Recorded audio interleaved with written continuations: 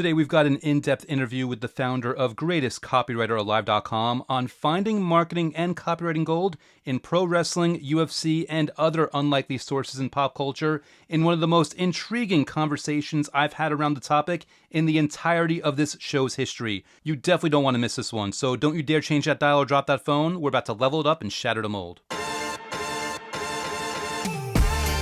Question. In a world where groupthink is the norm, others want what you've earned, and thinking for yourself will get a target painted on your back, how do you flip the script and level up your business, your money, relationships, your health, your status, and your life? That is the question, and this podcast will give you the answers. My name is Andrew S. Kaplan, and it's time to shatter the mold. Welcome to another episode of Shatter the Mold. Andrew S. Kaplan, really excited to be here with you today. We've got really one of my favorite conversations that I've ever had on this show, and the level of depth that we go into is just amazing. But before we get there, quick update on my book, The Last Law of Attraction book you'll ever need to read, continuing to find its way into the hands of new readers. And I appreciate everyone who has picked up the book, everyone that's left those 5-star reviews, everyone that's emailed me letting me know how much you're appreciating the content. Thank you for all of it. I'm just grateful beyond words. Anyone that has not checked out the book yet, you can feel free to do so by going to lastlawofattractionbook.com. And that's going to auto forward to the Amazon listing where you can get it in Kindle or paperback or audiobook. And the audiobook is also available on Audible and Apple Books. But if you don't want to pull out your wallet, you are more than welcome to go to youtube.com/AndrewCap, where I've got a lot, and I mean a lot, of free content devoted to the book that I'm putting up every single day. So by all means, feel free to check that out. But with that said, let's switch up mics and dive into one of my favorite conversations that I've ever had on the show. Here's me and Adil chatting it up about copywriting. I am super excited for today's guest, and it's very interesting. You know, you almost gotta hunt to find them, but when you do, you've basically got yourself access to gold. And Adil Amarsi has been writing copy for a really long time here, and it's funny. We were having a conversation before I hit the record button. I was asking like, "Hey, I've heard that you've sold over $500 million worth of stuff for your clients through your sales copies." Like, well, actually, it's updated. It's 1.2 billion, but let's say 821 million because I can only prove the 821 million. So I love the fact that we've got it's like I can only prove close to $1 billion. So let's go with that one. But I think that is a perfect indicative response or indicator of the level of caliber that we've got on the call today. And I love talking to copywriters because they have a unique insight into the human psyche, and it creates such interesting conversations. And, based on other research I've done, I mean, you'll get this in our conversation, but he's got a huge skill for taking complex formulas and ideas and just basically whittling them down so they're so simple that anyone can apply and use them, which is a big deal because he also shows people how to write copy. So without any further ado, we'll just dive on in. Adil Amarsi, thank you so much for being here, my friend, and welcome to Shatter the Mold. Thank you, Andrew. Dude, it's great to speak to you. I mean, I was so excited to talk to you that when you're like, yeah, come on, Mike, I was like, oh my God, yes, immediately. Yeah, man, I appreciate that. And, I love having these conversations, like I said. And, I always give full disclosure to the audience. We had such an interesting conversation pre-interview, just getting to know each other. And we talked all things. We talked about UFC. We talked about WWE. We talked about all Or these things. And WWF, I think that old would be even a schools. fun way to begin a conversation because you had this very unique insight that most people don't even shine a spotlight on, in that there is copywriting gold, there is sales and human psychology strategy gold in the wrestling industry, in the way with which they present their stories and they present their talent and they present their shows. And I was wondering, just to kind of hand it over to you to expound on that, like, where do you really spot that impact and how do you even apply it to your copy when you're working with clients? Well, sorry, my brain was just whittled off to the side there. So essentially, just repeat the last bit of the question again. I know, like, Yeah, how you well, apply just to curious clients. about, knowing what you know about the wrestling industry, where do you see its benefits towards writing copy Oh, and okay. sales psychology? Oh, dude, like the storylines are incredible. Like the specific time I tell people to study anything, there are two eras of wrestling that I would recommend anyone study. Number one, you and I have already talked about it, is the Attitude Era. Of course, everything from 1995. And I don't just mean WWF, I'm actually talking about WCW. Like, watch both shows from 1995 to 2003. That was the golden era, like the end of the Alliance storyline, as soon as that kind of dissolved into it, they split the brand to Raw and SmackDown. You had ECW coming in. It got weird. For me, it just became too different. But up until I'd say 2002, 2003, the storylines for that 8 year period were brilliant in WWF, and then WCW had a really great hook from 95 to 99. Like that Mm. 4 year run where Sting was like, it was good versus evil, and it was amazing.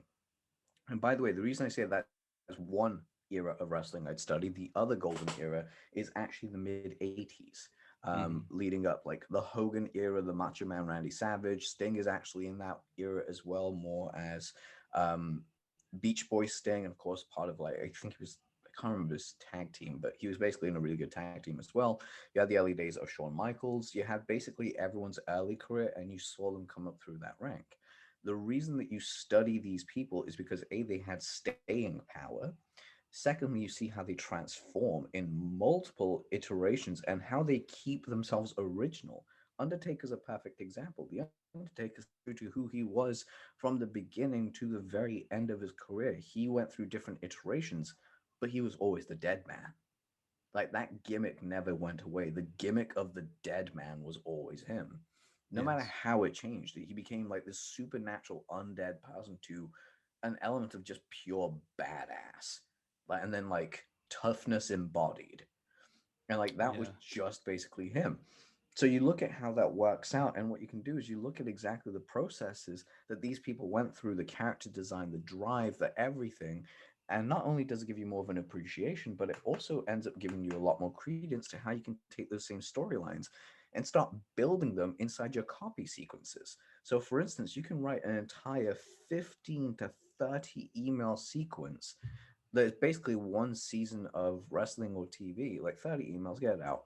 And it's 30 concepts, and that is 1 month storyline for one of the characters that you have in the main continuity of your story. This could be like happening to you as your main character, as you're basically giving this is the element of your life because that's background noise. And then you create your hero. Your hero is Johnny Everyman or Susie Everywoman. I don't really care, just make up the names. But basically, you put them in those two areas and you write emails specifically for these two people for the audience to fall in love with.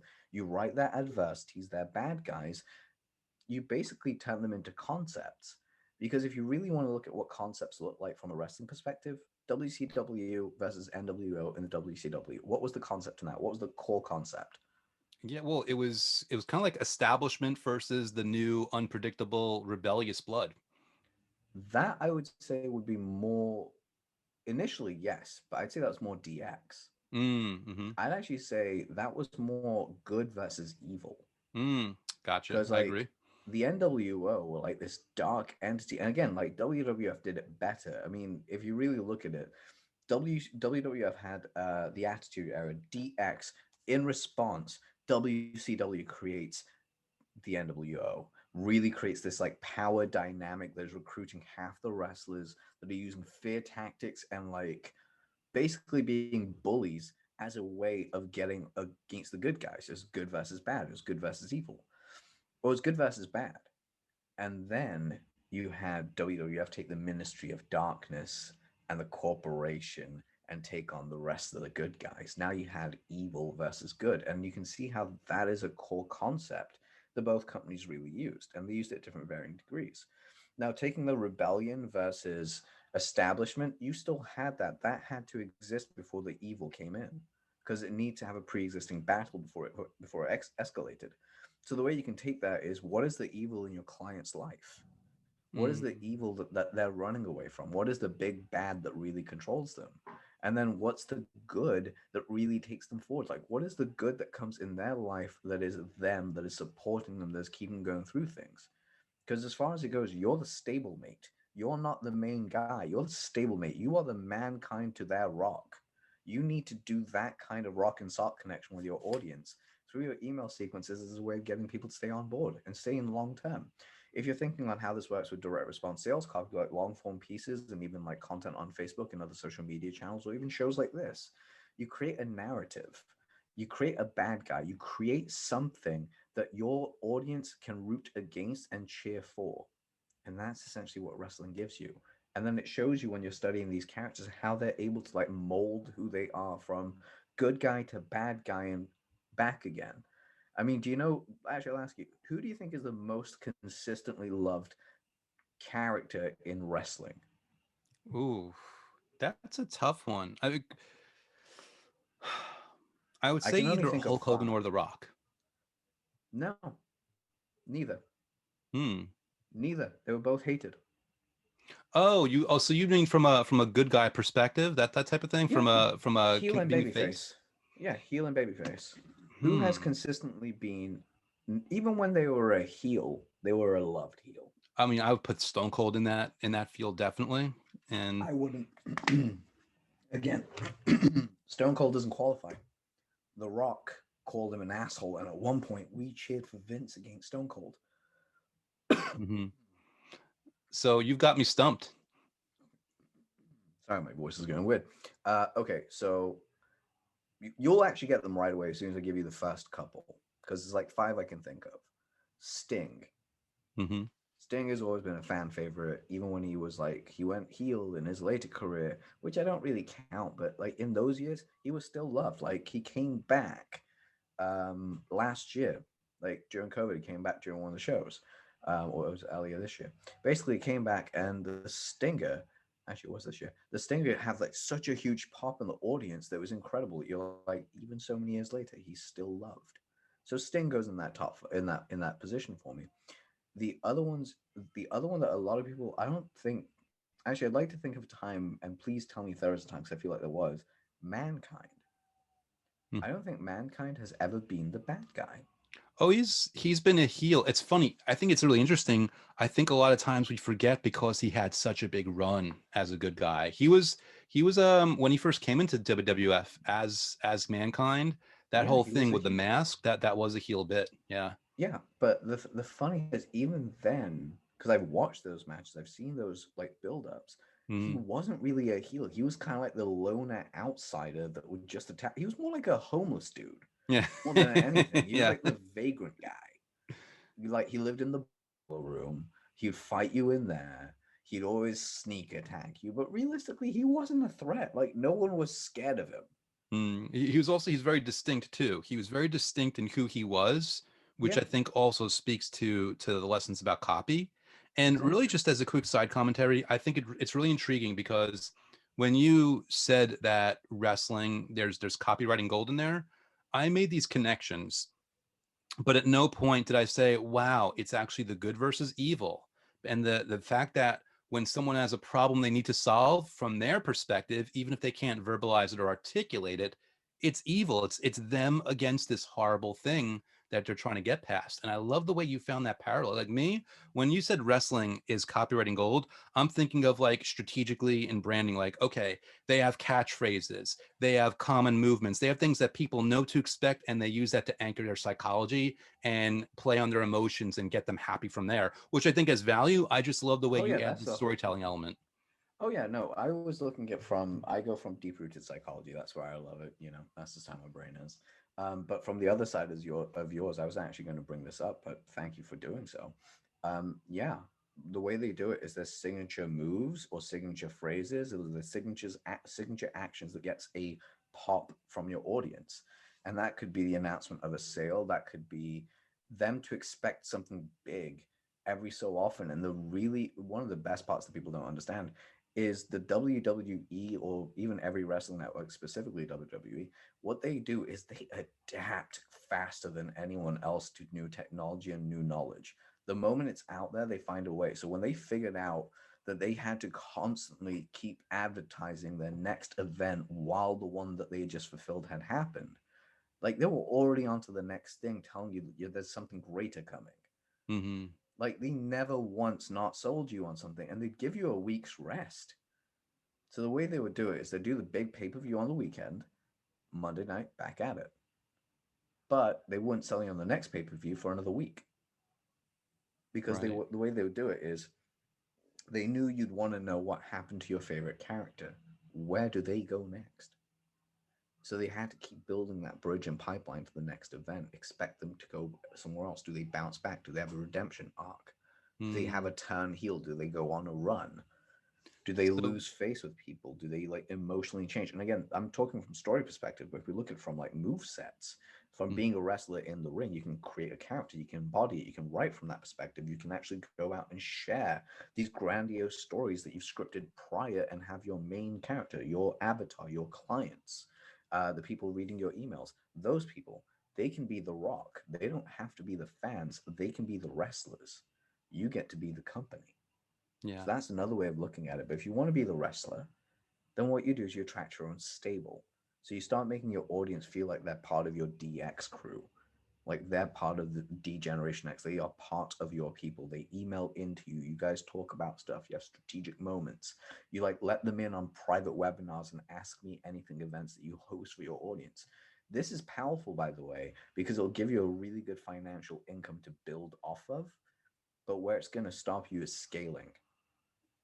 You're going to have a problem scaling because you got to keep going up through the ranks. Triple H is a perfect example. Triple H started off as a wrestler, terrible names, and then finally broke through with a Triple H gimmick. And then when he did that with Shawn Michaels, he got banned for years for the whole the cousin call that whole situation. He got banned for years in the locker rooms, as like people can see. And then he made his way through the company, fell in love with the boss's daughter. They ended up getting married. Now he pretty much runs WWE. yeah, Like he runs the company that he was once part of. But the thing that he did strategically was he built alliances within inside stablemates and made decisions that allowed him to propel his own positions higher while also bringing up his teammates. He was the mouthpiece, not the most eloquent mouthpiece, by the way, but he was. And then he would always bring up the Road Dog, Expat, Badass Billy Gunn. He'd bring everyone up until they couldn't hold their own weight anymore. And then the stable basically dissolved and he got the push. right. So to drive this home, what's the parallel in terms of business? Like where do we use this and leverage it for our scaling and this example? How can Look people at use that? how, okay, from that example, so I'm going to break this down really simply into like two sections. So part one, if you're the wrestler and you're trying to build a business that is basically very company driven, isn't like, hey, it's driven by the people around me. I want to have my people next to me. That's what it is. Think about building a persona that people can not only get behind, but can be friends with. Get them to mail in, get them to talk to you, get them to speak to you on your show, build your stablemates, build them up and let them build you up. Grow this little syndicate of people, and that will allow you to build a really strong business. Now, as you keep going, you got to leverage over to the other side. By the way, to do the whole thing, find people that you can work with that have the morals and ethics that you do, that have the same sense of humor, and essentially email your list very frequently as if they're part of these ongoings and invite them. By inviting people in, you naturally end up becoming a good friend with them, but sell them stuff. You got it Yeah. because So that's we're what you are. talking strategic alliances, harmony between affiliates, things of that nature. Sort of, but also at the same time, it's just audience participation more than anything else. Now, as you go through that and you want to scale it up even further, the way that you do this is quite simple. I think I've just knocked my camera slightly. I apologize. So, No, we're good. the way that you actually build it up slightly different, like the way that you build it up out of that into something greater, is of course you have your own products. You sell because you are your own product. But what you sell as you go into the business side of it, or like on the higher end, you start escalating to the way that Vince and Triple H ran their freaking businesses way better. They were always announcing the next launch. They was trying to get people involved. They were doing crowd control.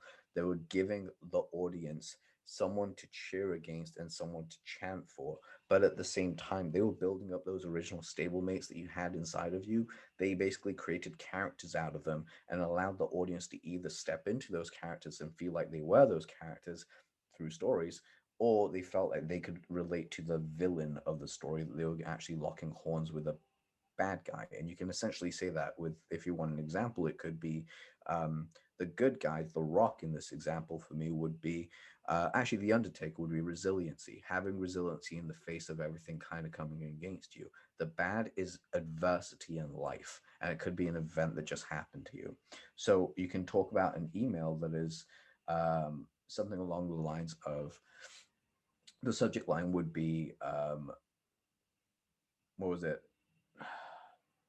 as the bells toll could be the Mhm. subject line, and then immediately it's like sits up as life is throwing dirt on him, dot dot dot. hey, they thought I was dead. Life had given up on me and they were throwing dirt into my grave. At this exact moment, I said no more. I sat up and shot up. I could hear the Undertaker's bell tolls in the background as I sat up and stood up. And I thought, not today. Not today am I going to get completely destroyed by my, and then you give your bad guy, which is anxiety or what was it?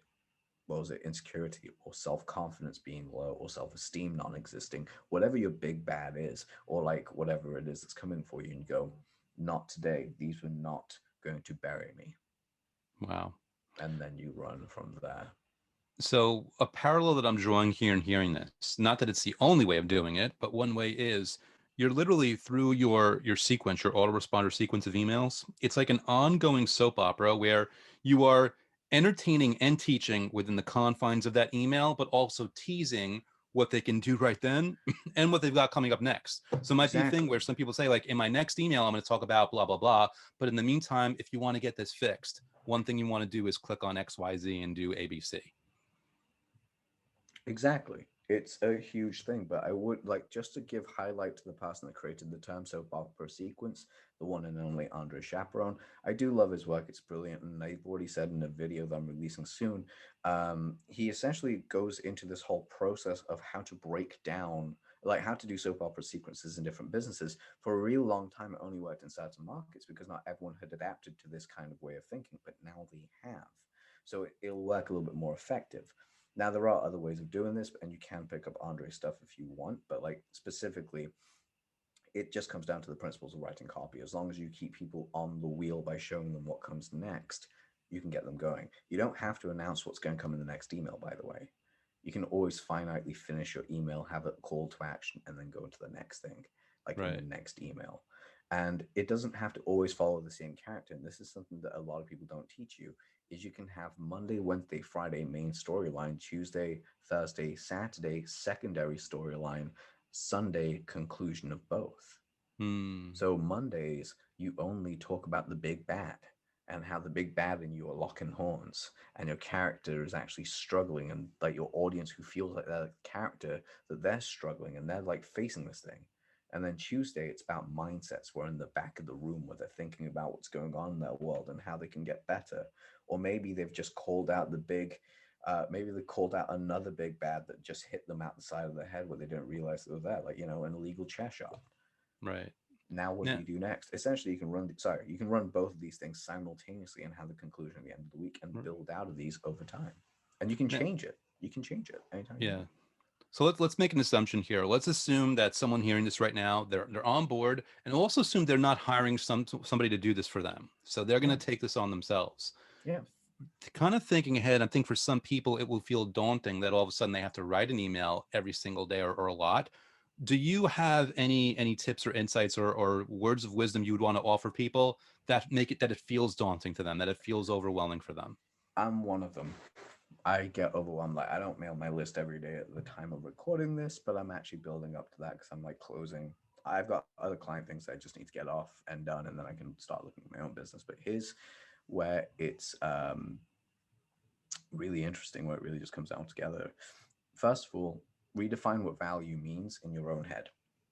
Mm, A lot of people think value means I have to give something that someone can apply or buy or blah blah or whatever it is. Here's what value means. You've changed someone's life for the more positive. Did you make them smile? Did you make them feel happy? Did you make them feel like they were the best in the world? Did you challenge them? Did you help them grow?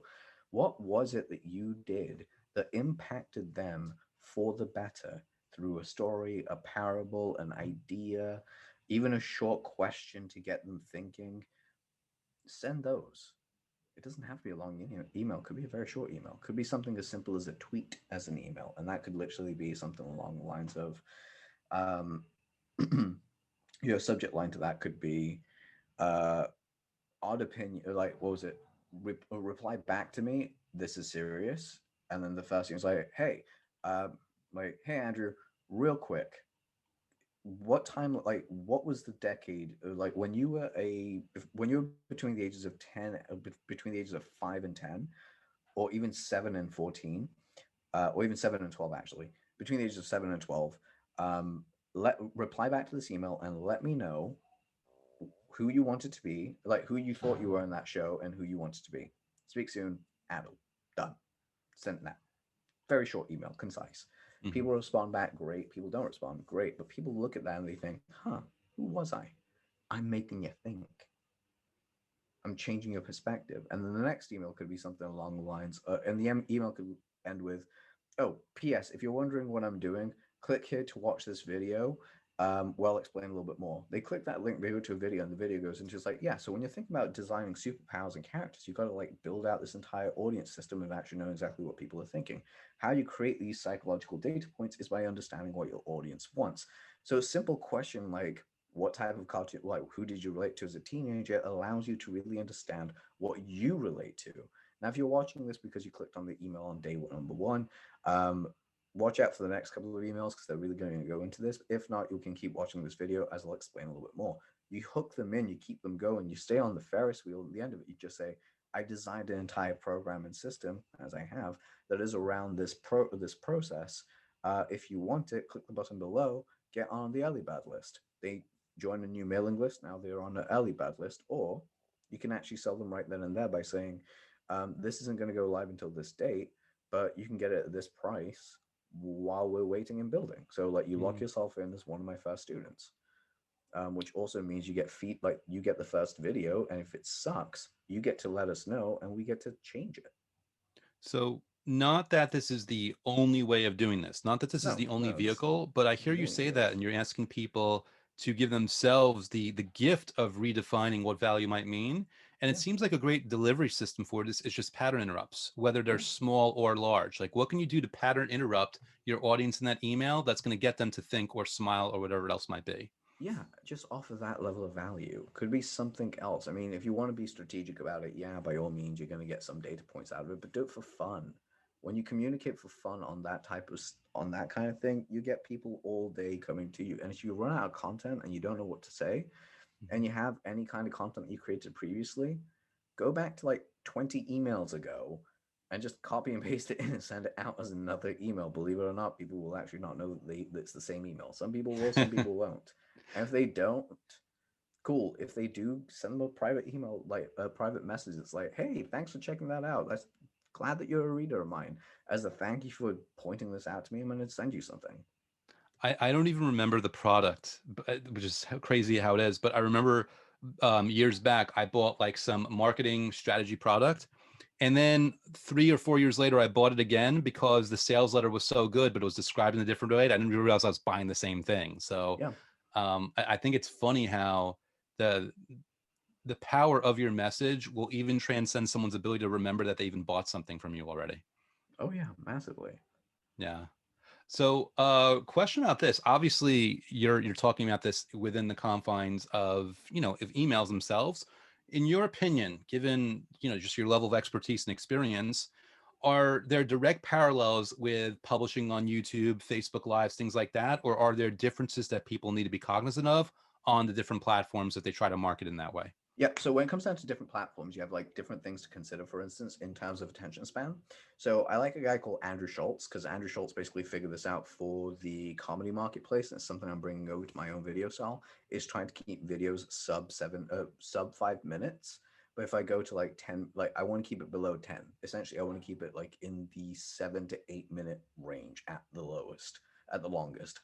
The reason being is yes, it can go on for absolutely length, blah blah blah. But I want to keep people's attentions very very quickly, and again, because I have ADHD, I want to keep my own attention. So doing short videos and short bursts allows me to produce more content over shorter spaces of time. Even if it breaks down like a 15-minute piece into 3 videos that get released Monday, Wednesday, Friday, for instance, that works better because it spaces out, but it's continuous. Now, the difference with YouTube is, and this is what I'm going with, is with YouTube, if you have a scheduled time that you release, that's actually better for you because it works like a TV show. People expect it, YouTube expects it, and actually starts pushing your channels, sorry, starts pushing your videos up because it's consistency. It's like this is something that other people will be searching for. So, of course, we're going to keep it relative. That's one. Two, which becomes very powerful, is that once you have this entire idea kind of nailed down about about when you're actually posting in and actually getting your videos out there, you can schedule them, so you can batch record and schedule them for like a month, and then batch record and do that every single weekend, like one weekend a month, where you do everything. That's brilliant. When you're looking at Facebook, you don't really have a time pattern for Facebook Lives, or for, you can do it for Facebook Lives, but for Facebook posts, you don't really have a time pattern. And also, when you're doing Facebook posts, look at what gets engagement and don't just talk about yourself, but bring other people in, because when you do that, you start getting recognition on a wider scale and people start commenting and coming into your world. For instance, one of the strangest posts that actually did well for me was when I asked people, um, what was it? It was one of those strange ideas. I was like, "What's your strangest idea that you've had?" And like, I had a load of people like comment underneath it. Um, did another one in if you could go back and change one thing, what would you change? If you could keep everything consistent, what would it be? Just little tiny things like that. If you could change one little aspect, what would it be? If you had a mediocre superpower, what would you do? Things like that engage my audience, and then every so often I hit it with like a bigger piece of like a long value post, or um, come work with me, or some sort of promotion. The reason being, not everyone that likes and comments is everyone that sees your stuff. A lot of people see it and just go, cool, I'm going to come back to this later. They just consistently see you on their feed. And because of this, you end up building depth with clients and depth with people that want to work with you. And it's really impactful long term, for a positive. Then you got places like Twitter. Twitter, I'm not really a fan of personally myself, just simply because it's strange. Like, it's a great place if you have a following already, but it's a weird place if you don't. Hmm. Like, if you're not in It's the kind of public hard to eye, market yourself and get clients through that. yeah, like I wouldn't say Twitter's the client place. Twitter is for me more like if you've been somewhere that's a little celebrity statusy, that's how they'll find you. Mm. Instagram, I like. Instagram's really good for photos and stuff. I'm terrible at Instagram marketing. I don't post that often. I don't do anything on my IG, but it's something I really want to get into, which I will, as time goes on, because it's like another channel as I get more time of like moving it over. And then, you have other places, for instance, like blogs. Blogs, I absolutely still enjoy. I like reading them. I don't go on as many as I used to because people think there's a decline. There is, but there's a way to keep it entertaining. For instance, The Onion is still going. Like, Hmm. you have all these different places online. Like, you have, oh my God, what's it called? The guy that, shit, I forgot Pat Flynn's website, but Pat Flynn's website as well is basically doing absolutely amazing. Hmm. As well as it, smartpassiveincome.com, that's another resource that you can look at. And these places all write and produce content almost daily. And in doing so, and not even just daily, some of them do it like weekly, some of them do it like 3 times a week, some of them do it like monthly. But But essentially, it's what they're predictably. That's the key part of it. predictability, but they build mailing lists that keep people on the Ferris wheel. They might Mm. post once a month, but their email list is super active.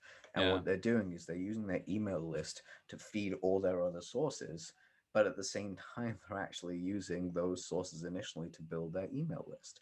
So Mm. they're bringing people out of the herd, into their people, and then like converting them back out to all the places they put all their media and stuff like that. And it's a really good way of using content distribution. Yeah. Now, before moving on, one piece I just want to back on real quick, and I'm curious in your thoughts because you're talking about like YouTube, 7, 8 minutes tops. Hmm. What is your opinion on reconciling the difference between doing that and knowing there's going to be more views and more receptivity to watching versus, well, if you're monetized on YouTube and you're getting paid more for that, where do you strike the balance of how you would advise somebody? It depends. It depends how big your channel is. If you're doing like a really good thing and you're making money with AdSense, I'm never going to say no to AdSense money because you do that. But for me personally, I just look at it and go, where am I getting the biggest bang for my buck? Hmm. Is it that YouTube is literally paying me what, $20,000 a year? Maybe they're not right now, but like let's just say that they're paying you 20 grand a year to do the videos that you're currently doing, which is a lovely little supplemental income. But your clients are paying you 20 grand a month to work Right. with you, right? So what I would do is I would test against short video. Yeah, I might lose the monetization of what's going on. Keep it to a 5 to 8 minute video. Fine. I lose the monetization, which by the way, you don't lose monetization because here's the beauty. If you set up your YouTube channel properly and do all your title screens and everything else properly, what you do is essentially you keep people on the Ferris wheel because they watch your next content, they watch the next content, they stay watch the next content, and your stuff has ads on it anyway. At the beginning, in the middle, at the end, they'll always have an ad playing. So you'll get paid for your AdSense money anyway. But here's Cool. the thing, you've now created a longer stay time and a longer wait time. And the second benefit is you also realize, let's just say they don't do that. Let's just take that reality away and just put in the reality that it has to be 10-minute videos at the very minimum, or 50-minute videos. What you can do is very simply realize that if that client, like let's say like each client is worth 5 grand, great. I might have lost 20 grand a year, but I've just added an extra 5 grand a month every single month. So I've at like even my clients are all paying me like combined 4 clients, 20 grand. I add 12 new clients at the end of the year. If I can handle that, a five Hmm. grand a piece, that's an extra 60. So I've Yeah. made an extra 60,000 recurring in the space of 12 months versus 20 grand because I was putting out longer Yeah. videos. It's And like again, this all know comes your down to numbers. testing. Yeah, know your numbers and look at the testing. Hmm. Where's your time best spent? I mean, Fair I enough. do this like, and don't let your phone and your content become everything there's about you because a lot of people have done that. We're not in the Truman Show, guys. Go out and live life. It's allowed.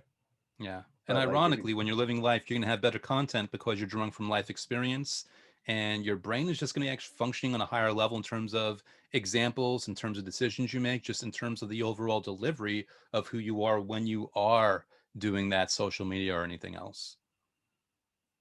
yeah, Yeah. So exactly. one thing I want to check in because we went down that rabbit hole of wrestling, which I found very intriguing, and obviously a key thematic part of that was the whole good, evil, and the storytelling. Now we talk about UFC, which is it's not predetermined. I mean, it's real life stuff. Where does that come into play, and how that is powerful from a copywriting standpoint, and what you can use from them? Okay, from there, you're looking at, you are again looking at it 2 different ways. You can rebuild a natural character like Chael Sonnen or like an Anderson Silva or like one of my personal favorites, Israel Adesanya, or a guy that I surprisingly I get it somewhere in like well, I call my Havana shirt. It's not. It's just basically a simple shirt I picked up. And my hair's fucking long, and I've got a beard. Masvidal Hmm. is picking up that all day long. If you have your hair tied back, you have a beard, and you wear any kind of shirt that looks like you're from Miami or you've been to Miami, immediately that is a drawn conclusion to a lot of people. You Right. have that. So the reason why all these person, even Connor, who's amazing, you have all these different ways of doing it, and you can see how they market themselves, how they build themselves up, what they do in victory, what they do in loss, how they set themselves up for their next fights, how they do everything. It's all there. But also look at how they use the time they have microphone time. Like Israel Adesanya wins his first fight. What's the first thing he says? Like after the fight, you can see him. He literally gets up, looks like he's opened up his pants, pulls out like like literally just flips his hand open to look like he's just pulled out his dick and just starts like peeing everywhere, shakes off the air and goes, right. When they ask him in the interview, he's like, middleweights, I'm the new dog in the yard and I just pissed all over your yard. Like that's literally the first thing he said to every middleweight day one, fight one in the UFC. And Mm, then fight two, he has the Marvin Vittori fight, which he won, by the way. If you watch the replay and actually count it on numbers, he wins. And then he goes on this insane tear. And like in every fight, he keeps getting stronger and better. And like he keeps asking for tougher and tougher competition. And he makes it look simple. Like he just dominates and he gets better every time.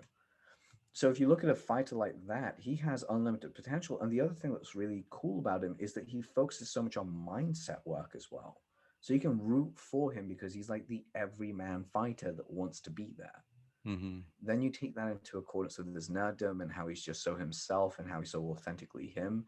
He ends up growing. So the UFC and the fighters there are more like the authentic entrepreneurial types that are there because they're Yeah. really like living and dying. Now, if you take the UFC as a business, you can actually learn a lot of lessons from them as well. You can see exactly how they build the next fight, how many fight cards they have ahead of time, how they're really showing you everyone's doing a different thing. Their email game is not the best, but they don't have to because their content game is ridiculous because they release highlights of stuff as soon as it comes out. They do build-ups, they do pre-fight stuff. They do conflicts. They show you beef. They actually position stuff to make it seem more than it is. And then you have guys like Nate Diaz who just doesn't give a fuck. And Nate's just Nate because people love real. Yeah.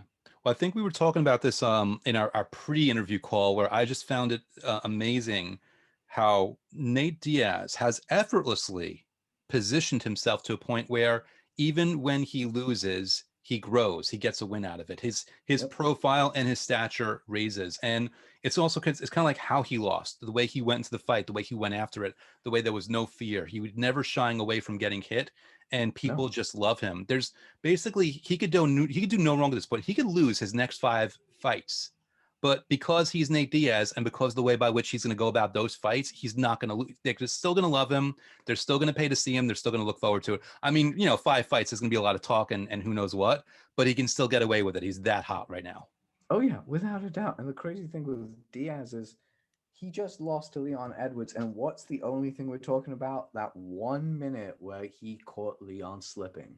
Yeah. Getting his ass whooped for 24 minutes does 1 minute's worth of damage, and that's all we talk about.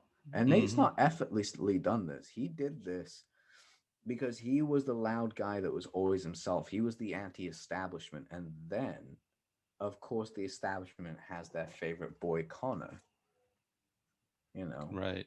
So Nate calls him out. Nate beats Connor. He stops the hype train. Connor comes back. Connor beats Nate, which I don't think he did. Connor goes ahead and does this crazy stuff with Floyd. Connor comes back, talks all this trash, gets into a fight with Khabib. Now, here's the thing. If Nate was in that position to fight Khabib, Nate would lose, and he would lose badly. I know he's tough, but he would never be able to beat Khabib. Just couldn't do it. Khabib's Hmm. too strong, too powerful, too everything. He's just too much for nearly everyone in that division. That's why he retired. It's a good thing he went out the way he did. But Nate's star power literally reigns from the fact that he was loved by a cult. And the way that cult got big was because the rest of the world got to see him beat their perceived best fighter. We love Connor. He's the best. No one can beat Connor. Connor. Connor got beat bad. Got his Hmm. ass handed to him, and then he got choked out. Yeah. Well, I mean, I kind of feel like he lost the second fight also, but that's just me. Oh, Connor did lose the second fight. That to Yeah. me, he lost the second fight clearly. Um, it was a split decision, but Connor lost that.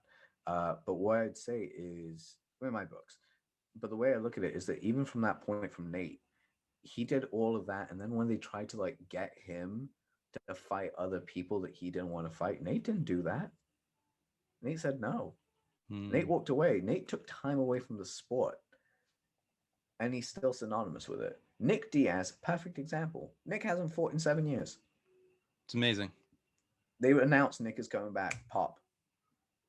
He did. So the parallel I'm seeing here, obviously, just bringing it back to copy a little bit here, is there really is something to be said for being who you are, and that bleeds over into anything. That bleeds over into how you tell your stories, the language you use, and I don't mean just profanity or not profanity, but just your grammar style, who you are as a person, how you complete sentences. I mean, I wouldn't advise run-on sentences for anyone because it's not really good for copy. But if you are a wordsmith, I mean, there's got to be a creative way of leveraging that so that people can get that off of you. But the feeling I get from you, and that I wholeheartedly agree, is it isn't some kind of catchphrase like, oh, just be yourself and everyone will love you. It's like, no, be yourself and people can feel it. And because they can feel it, their shields are down to bullshit. And all of a sudden they're willing to listen to your message. And then if you have a good offer, now they're hearing the offer versus shutting you out. Yeah, exactly. Because you're not doing what everyone else is doing. Like you're actually positioning yourselves in a way that people love you and care about you and want to know about you. You know, it's not just Hmm. like, meh, Yeah. fuck you. It's like a lot more. It's a lot more than that. Now, this has been a fun conversation so far. We're going down different roads. I think just by virtue of the fact that we've scheduled this, even though you said, hey, let's just free flow, let's not even worry, but our brain creates projections and expectations. And I'm wondering, is there something that you thought you might discuss or something you were looking forward to bringing up that we haven't touched on yet? I had no projections going into this except for I was going to have fun. That's So awesome. I love it. I really don't know. But like, if you have any questions that come to mind, feel free to ask me. Like, this is your open time. Go Well, I wherever did you want to want. give you props here, because we couldn't get it together. Where the hope was, it was too complicated, especially just the history of my show. I've never successfully pulled it off. It would have been fun to get something on here and have someone like critique their copy in real time, and it'd be genuine, not pre-planned or any way, shape, or form like that. But I did want to Yeah. give you props because you did something as a demonstration for me, in our non-interview call, and just for anyone listening, anyone wondering, Adil is the real deal, and I think an important piece of that, which is going to kind of segue into the next part of the conversation. I think it comes from blood, sweat, and tears of just being through the grind. When you put yourself through the grind and just you write so much sales copy and you make so many mistakes and you have so many victories through those mistakes, I think it becomes a thing where it's second nature. And I'm Yeah. wondering, um, do you still struggle in terms of writer's block, in terms of creativity, or is it really a free flowing place, or is it a combination and it depends on the day? It depends entirely on the day. Like, I have so like the creative blocks I have is because I know what I can do, and that's Mm. where my blocks come in. It's like I know I can do better, and then I'm like, damn it, why isn't it better? You You know know, the that. the specter of who you've already been casts the darkest shadow and the deepest shadow, because that's the thing where you could and should do better. So I get you. I had a conversation with someone the other day, and he finally read my book. He listened to it on audiobook, but obviously, as you know, there's a difference between hearing something and reading through it and having it take over in a certain way. Yep. And he's like, dude, this book, like, wow. And I told him, like, yeah, wow. If you asked me to write another book, I don't know how I could ever even live up to it. I don't know how.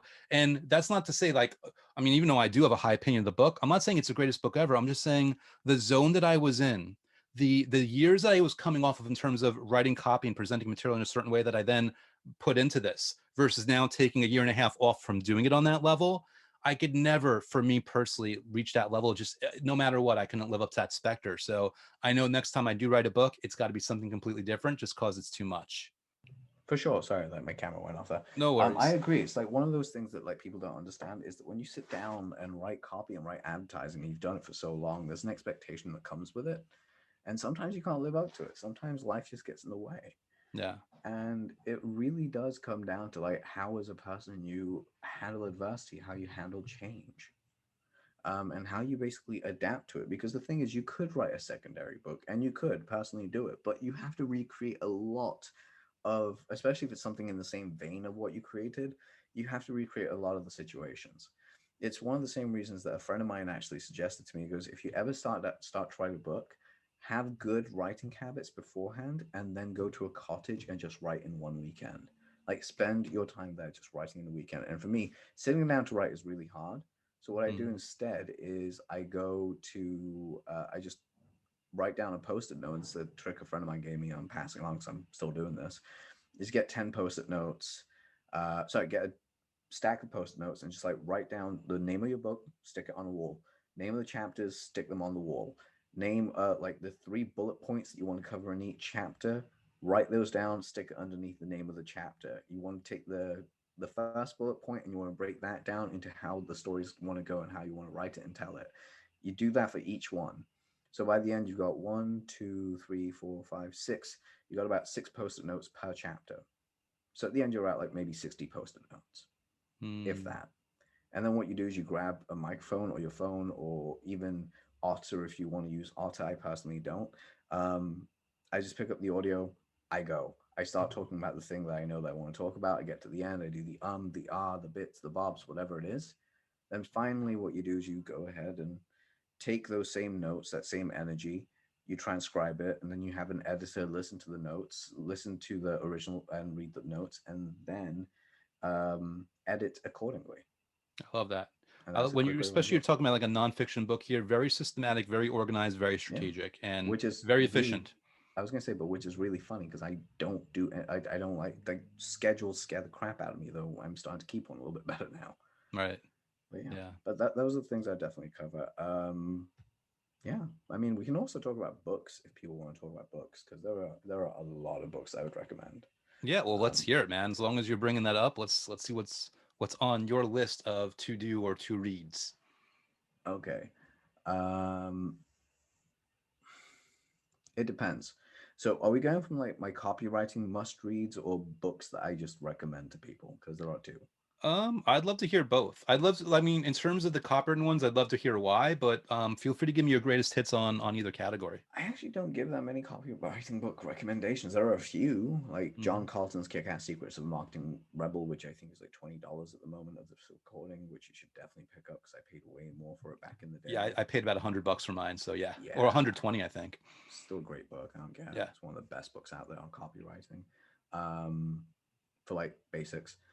So John's stuff is there. Then you've got stuff like you got like Gary's boron letters, Gary Halbert's boron letters. You Mm-hmm. have obviously you've got Breakthrough Advertising by Eugene Schwartz, The Brilliance Breakthrough by Eugene Schwartz. You also have a few other books like Ogilvy on Advertising and just a bunch of other ones that I really have. And they're great books. I mean, I love them. I've read a lot of these and remember them and retain shit from them. But the reality is, the place I get most of my ideas is reading other books, books in like other areas, like esoteric knowledge, and looking at stuff like stories and how they're structured and psychology behind them and war wounds and how everything really shifts in like a much more powerful manner by understanding these like little tiny bits that no one else is looking at. So, for instance, I'll give you an example.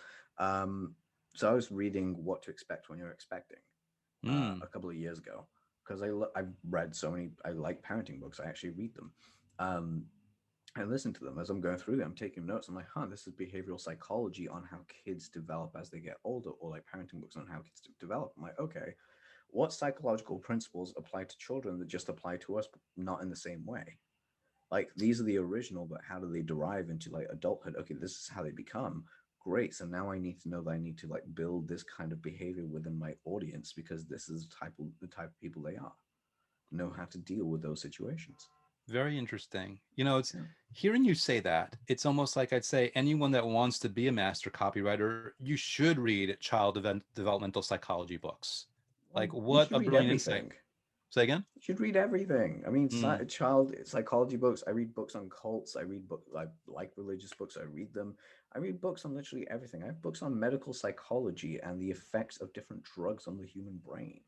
mm. Um, Everything. Literally, there's books on history, the Silk Road, like economics, like finances, stories, and people. It's like essentially be fascinated by the world around you, and you'll never run out of stories to tell. Very interesting. Wow. Yeah. It's so it's so interesting to hear. Like me, I went through probably a 15-year period where I read voraciously. And right now I'm at a point where I could barely put a book up, or pick a book up because I have so much going on. It feels like a drain on me. So I'm going through one of these weird stages where I've taken a step away from it. So it's always good to See? hear someone that's like still into it. Well, to be fair, I do that too. It's the reason I like audiobooks. Mm, It's like genuinely the reason I like audiobooks. I'm like, there's nothing on that list that I don't feel like.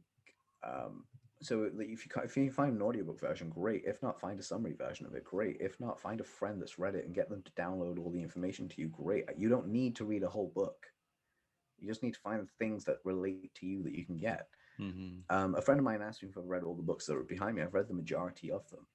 I've also like done speed reading courses, and I've also got voracious notes, and I love Audible. I listen to it 2x speed because I like speed, and sometimes I listen to it three times and then go down to two and then go to like 1.5 or 2.3, and it just basically really resets my brain to like take all the information in. But the reason that we do it that the reason that I say read a lot is because it gives you access to information that you can't previously have gotten access to. Like Love it. all the knowledge you have is usually previously someone else's, unless you come across a discovery or you went down that rabbit hole yourself and found it. Very interesting. Yeah. Um, so one thing I want to ask you, if I remember correctly, I mean, you've been writing copy since 2008. Is that right? Professionally, I've actually been like my experience started when I was like 12, so like 2001, 2002. Got it. So we'll start professionally 2008. You know, you've had your successes, your bumps, Mhm. your bruises, and I Yeah. imagine you've progressed, you've learned new things. What to you over the past few years stands out as the biggest new aha, new lesson that once you learned it, it accelerated what you were doing even more? There are a few. Number one of the biggest ahas was my system for writing copy. The reason being, the first 8 years of my career, I did 800, like I did $350 million in sales for my clients in 8 years.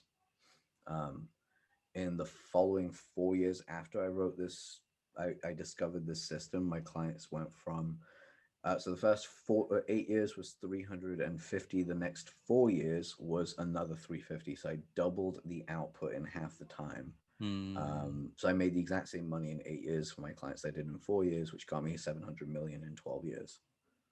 And like Got it. I'm now entering year 14 of my career. So at the end of 2021, we'll find out what that number really is. But I can tell you right now, as of mid 2021, I can comfortably, because I don't have from all my clients, but I can comfortably say there's another like 14, 15 million that's been added easily to that bottom line. That's not even directly from my work. It was I taught someone my system and they used my system as a copywriter to generate another 15 million Yeah. And just for their just for clients. clarity, if people want it, you sell the system. You sell it to Yeah, people I if they actually want to teach buy it. it.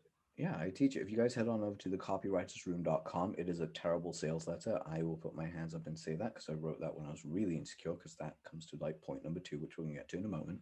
But I wrote that when I was in a really bad way and I haven't updated it yet. But if you do decide to pick it up, you can pick it up from my website and get it for half off.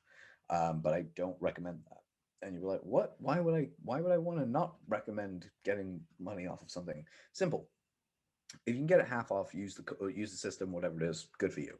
But if you get it at full price, which is going to be $1,000 basically, which is 995 right now. So if you get it full price, not only will you get the 2.0 version that comes out in July, but you'll also get access to a new course I'm doing, which is on the 7 types of story that you need for your email sequences to build out these templates and specifically how they all work. So you'll get a bunch of templates for each type of email and each type of story base and how you can use them for different emotions. It's a very comprehensive course that we're building on that as well. So you get Hmm. access to both for $1,000, or you can just get the copywriters room for I think like 495 right now.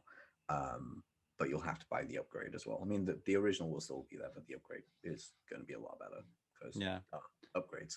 Anyway, And so that's gone. just for people that they're not interested in emails, they're interested in writing sales letters. Would you say this is a good course for that also? Oh, this is a good course if you're interested in writing emails. Like this whole course actually teaches you how to write a sales letter. And the reason it teaches you how to write a sales letter is once you know how to do that, you know how to do everything else. Hmm. Because it's the same principles that I show you. You just pick and choose and pick them apart. It's a very easy system to actually follow, to be fair. But that's one of the big ahas. The second was actually to do with self esteem and confidence around the idea of essentially knowing how to self promote and how to put yourself out there. Because there are several ways to do this. There are brash people who say, I'm amazing, I'm the best, and blah, blah, blah, blah, blah. But they don't have great results. And honestly, that will hurt you in the long term because everyone's going to look at you and, look at this young upstart, man, whatever. You're doing the same thing everyone else does. Instead, if you work to get good at the skills that you have that are around marketing and promotion, let's just say you're not in the copywriting industry. Let's just say you're in the, I don't know, you're in health and wellness and you're a yoga coach, yoga teacher. What you can do is you can write better copy, write better content, get people to engage with you on a deeper psychological level so they find you more engaging than your competition and other people around you. And they start coming to you. And the people that do come to you end up giving you more money, even if you want to be the most expensive in the market you can be. Why? Because your words paint a compelling reason why people should work with you. You actually give a better argument than other people. And that's how the course really plays out. Now, knowing yourself, going back into it, knowing yourself and really having the confidence around it allows you to really charge what you want, how you want, and say who you are almost in every grain and strand around living.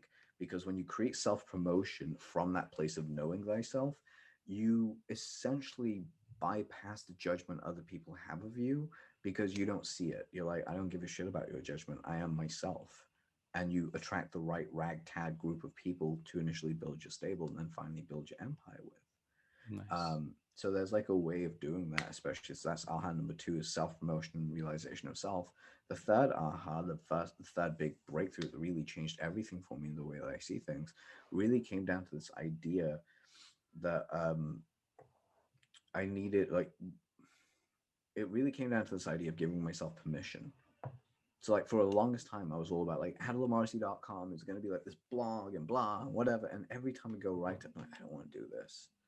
I don't like messing this up and blah blah blah and all this, and give every excuse under the sun not to do it. Cue fast forward to me looking at 2021 when I started before slight tragedy in the early part of 2021 that slowed down my progress, was looking at Greatest Copywriter Alive, a domain I'd held for like 8 or 9 years and actually decided not to do anything with. So I was Mm. like, okay, well, 8 or 9 years, I can finally start claiming this. I'm going to put my stamp on it. I'm not saying I'm the best, I'm saying I'm the greatest. There's a big difference. And real quick, how do you define that difference? Because that's juicy. I want to hear that. Would you say Muhammad Ali was the best boxer of all time? Okay, I understand Or now. would you say he's the greatest? Got it. We're talking about impact. We're talking about. I got you. Yeah, because like Mm. I always say it this way, like the way that there's a lot of inventions I've created in the marketplace that a lot of people are using. I have no idea that fucking came from me.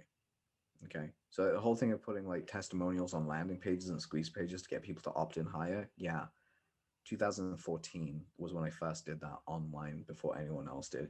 People may have put testimonials on brochure websites, on brochures, fine, but no one was doing it on squeeze pages. Mhm. No one was doing that.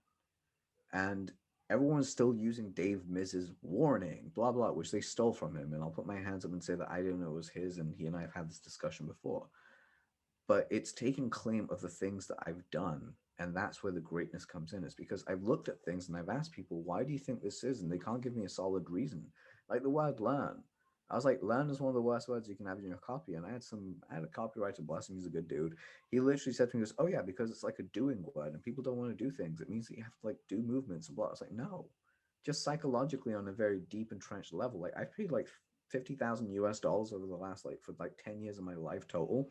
I paid 50 grand to get people to go on fMRI machines so I can read their brains while I'm actually looking at copy and reading it and seeing what words trigger them and stop them from doing and taking actions. Wow. Yeah, And it's just actually rooted in fear from school. and since we're there, I can't let this opportunity go. What would you use instead of learn? Oh, discover, uncover, reveal. Instead of teach, I'd use stuff like show, share, stuff like that. Hmm. Beautiful. It's a great way of like using those words and mechanisms, and also getting rid of the word that quite often from your copy is another one. And another is when you're looking at the copy as well, look at the left hand side of your page and see how you start every paragraph, because formatting is key. So also you want to keep it to one, maybe 2 sentence paragraphs at the very most. One sentence is the best length because formatting is key. Now if you look down the left hand side of one of those sentences, you'll see all the way through it has a very interesting outline of what this first letter is. If it's too repetitive, like you, I, and, whatever it is, whatever that goes down, start switching it up. You'll change it around. And Mm. those are the last things I'll say to you guys before we head out. Yeah, in fact, I got two more quick questions on to squeeze in. Number one, if people want to learn more about your Connect, what are the specific websites or any one that you want to put down there? Say that last part again, sorry. The best way for people to reach out. You can Oh, feel free to cool. give me as many links as you want.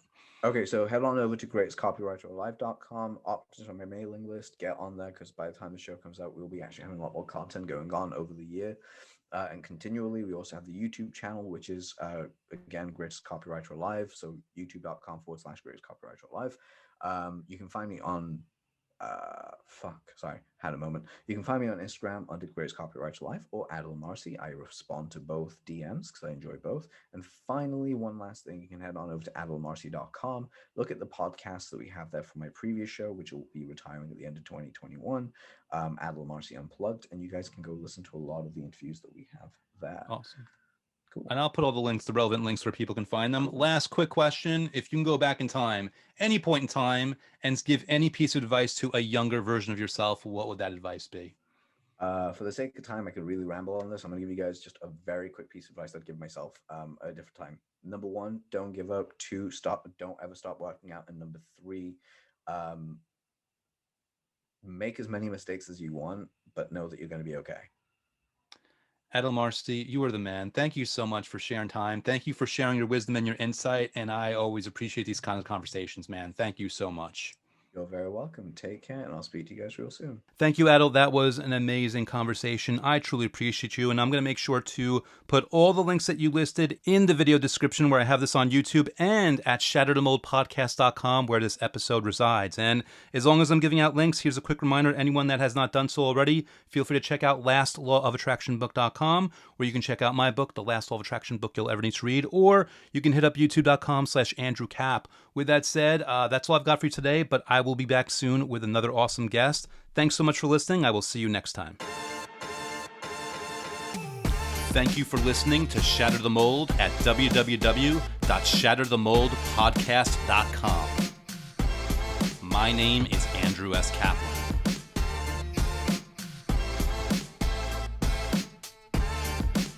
My name is Andrew S. Kaplan, and it's time to shatter the mold.